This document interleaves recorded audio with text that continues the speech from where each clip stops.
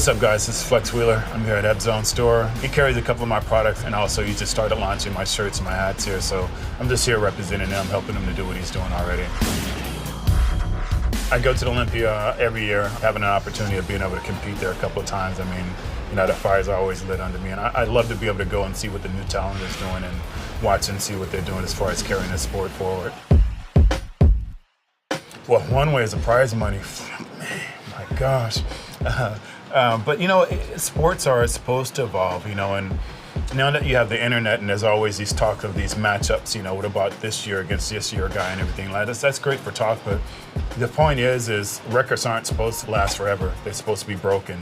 So I was proud the day that Dexter Jackson broke my record by winning more Honor Classic. Everything's supposed to evolve. Just like you take a Mercedes from 1995 to a Mercedes of 2017. They're not supposed to be any competition whatsoever. It's supposed to evolve.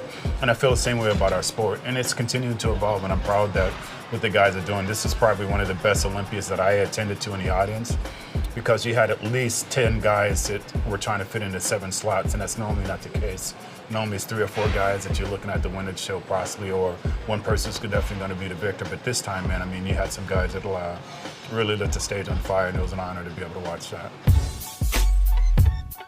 Yeah, I mean, you know what? The one thing I was upset with Kevin, and we talked for the last 3 years about him coming back. And I said, man, you know, why do you keep waiting? Each year that goes by, it's another notch on your belt and stuff like that. But the one thing I wish he would have did, and I think in hindsight he realizes now, is you have to take longer than 4 months to try to get ready to go into the biggest stage in the world.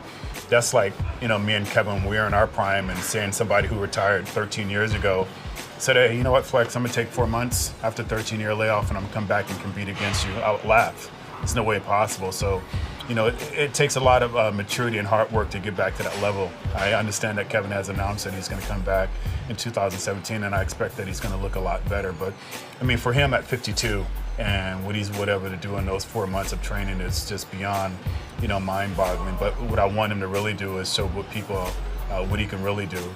And it's not really, I know he kind of like measured, you know, he's going to bring the 90s back, you know, against the modern bodybuilders. So I wouldn't even market it that way, because no matter what, how great Kevin is or I am, we can never retrieve that look that we had before. So we can never really match the 90s up against, you know, this era of bodybuilders, because it's just not possible. So, you know, I'm just proud that Kevin's carrying the torch for people that are my age and still going back on stage. I mean, that's just unbelievable, you know.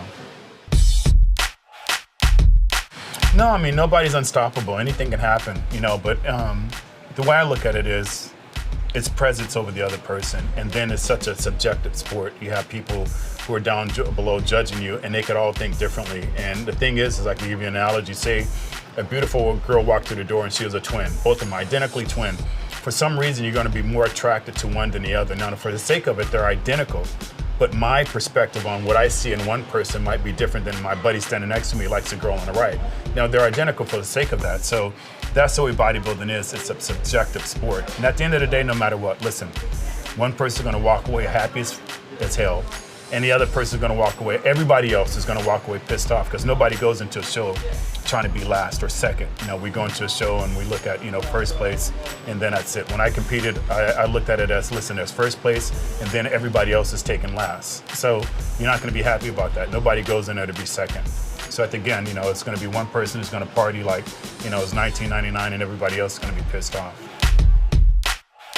Yeah, you know, I mean, there's a lot of things that I had to do to look the way I did that I no longer have to do. That right there opens my mind frame and gives me ability to look beyond the sport and everything like that. But it's a business, you know, and you know, I had my analogy as an athlete. You have to believe in yourself that you're the best going into the show, and you have to believe that the man standing next to you isn't better than you, and that's just simply the way it is. I mean, we're embedded. True athletes are embedded like that. We grew up like that. That's in our gene pool to be that way, to be highly competitive that way. But definitely my outlook on it is different now. I mean, now I can sit back and say, wow, you know, I won 4 Honor Classics against hereditary, some of the greatest athletes in that time. I can look back and say I won 5 Ironman, and you know, I took second in Olympia 3 times, and I can be happy about that, proud. But when I was competing, no, I was pissed off about that. But you know, my honest opinion is, what I'm most proud about is having the best pro debut in the history of the sport. That record still hasn't been broken, so the day that I meet the person who breaks that record will be an honor.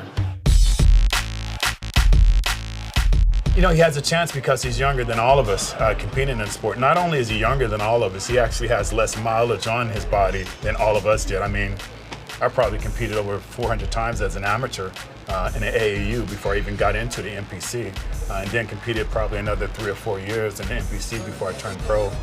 I think Phil probably competed like twice, and he turned pro from there. So the mileage that he has on his body, he definitely has the ability to do that. But you know, right now when you're the top, when I talk to Phil privately, you know, about that, is it has to be you versus you. It has to be you versus the best you that's ever been on stage. You can't be against that person who's standing next to you, because you can't do crap about that guy. You can't make him look worse. You can't make him look better. You can't make him lose his diet, but you can control yourself. So it's best for him just to control himself, and whatever he has within his control as far as bringing himself in the best condition possible. That's all he has control over. So focus on that instead of somebody else that you have no control over. No, I think Dexter Jackson obviously freaking, you know, at 48 years old, he's still turning it up. I would probably put Dexter at probably his 99th percentile of the best he ever looked in his life. Sean Roden's getting better and better. So these guys are definitely pushing, you know, Phil to his maximum, just as Kai did before. So, you know, that whole thing is a what if. What Dexter did this year, and Sean Roden, and even, you know, what Phil did this year, that's in the past. Doesn't matter. They have to come back and be better than that or just as good. So to say what Kai did back then, that doesn't mean anything. That's the past. So we would have to see Kai at his best or be even better to see that he'd actually be a competitor against those guys. So, but no, I think he's still being pushed by those guys. And, you know, not like I said, true athletes don't really compete against a person next to them. They compete against a record or the best of themselves. It's highly subjective. I mean, when you go back that, I guess you can almost compare me against Dorian. We're completely the opposite. But at that era, they felt that Dorian's physique was more pleasurable to look at, and his victories were more than mine. And you look at Ronnie and me competing, we're completely different also. But that was a winning physique. So I don't think it really matters. I think it's in the eye of the beholder and the judges themselves. It's interesting now that the look that I kind of had is more favorable in these years of competition. It's almost like I was out in the wrong era of competing and whatnot. So that really don't have anything to do with it. It's apples and oranges. And maybe the majority of the judges like oranges, and only 2 or 3 of them like apples. So that's really what it comes down to. Again, that's what I mean by it. You have to just be the best that you can possibly be, lay that on stage, and let them make their decision on that. He's a freak. Man, the dude is just a freak. He's a super freak. It's mind-boggling to see how much bigger guys are getting, and the genetic pool is changing. But, you know, I've been to the Middle East for the last 20 years, and I noted that they have incredible genetics over there. It's just, you know, I mean, I think it's been written. I was one of the first to say that, you know, if this guy ever puts it together, it's going to be very, very difficult for him to lose against anyone. And we didn't really see that at Olympia, even though he completely changed his physique and did a lot better, looked a lot better. But it was at the Honor Classic in Madrid and then in Kuwait that he actually bettered himself. So, you know, we're starting to be able to see a glimpse of what this guy can really make of himself. And, you know, I think that's only going to push Phil. It's only going to push him harder to be more competitive and stuff like that. But, you know, my thing is I don't give a damn about your name. I don't care where you're from. I don't care if you're green and have 3 eyes and 2 teeth. It's about bodybuilding, and the best person on stage should win, no matter whether they're straight, gay, you know, black, white, you know, green, purple. I could give a damn. You put your hard work in, and you should be honored with that position if you deserve it.